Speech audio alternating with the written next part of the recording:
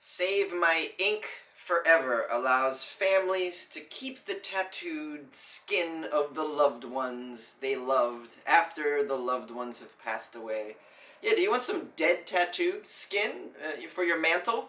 Maybe you can frame grandma's, flaming tattoo she had on her back. You just put it on the wall for everyone to see.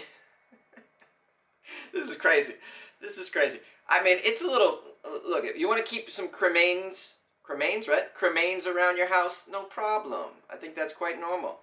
That's one thing. Put it in a nice little vase, you know, put it on the mantle. But to save the dead skin of a relative, first of all, the tattoos that we often get, we regret them years down the road. We don't want them forever, on our body. Never mind forever on a wall, framed for relatives to come by 50 years from now and be like, "Yo, what the fuck was he thinking? Is that a tattoo of what is that? A Wolverine eating a beetle?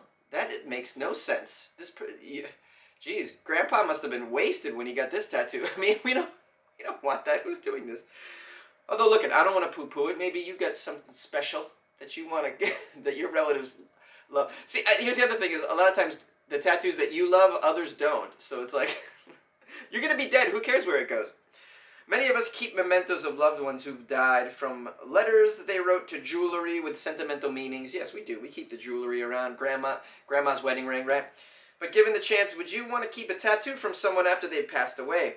Well, a team of funeral directors have launched a business allowing family members to keep the tattooed skin of their deceased loved ones and display it as art.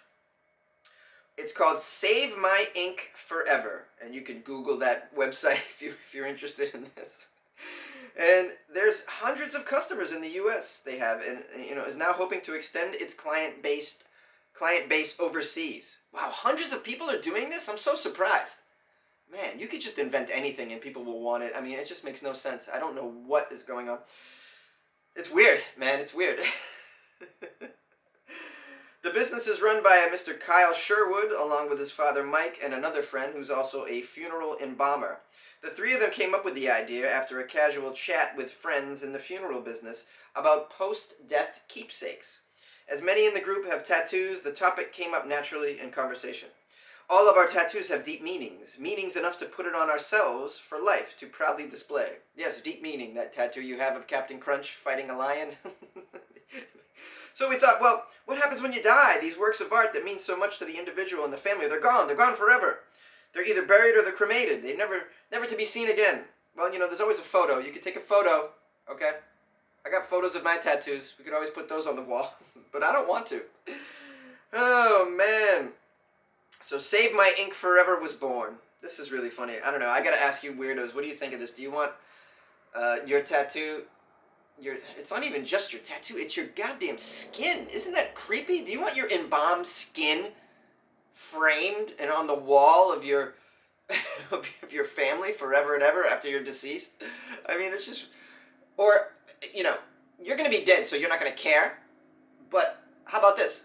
Do you want the skin of someone in your family who then dies? Do you want, as a living person, to be looking at that every time you come over for Thanksgiving? You want to look at their tattoo up there of whatever it is, some Chinese symbols like I got, which the family's like, what the hell do those mean? Why do we have them in a frame? That is disgusting. Look at that skin. It's so discolored. How many more decades is that skin going to live? Is it mummified? What is it? I feel like I got a mummy in my living room.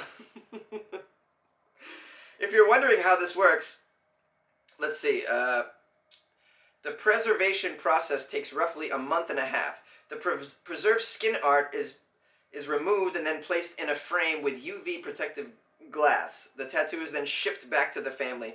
The whole process takes about 2 months. Wow. There's some framed tattoos here. I gotta say, it looks pretty good. It doesn't look bad.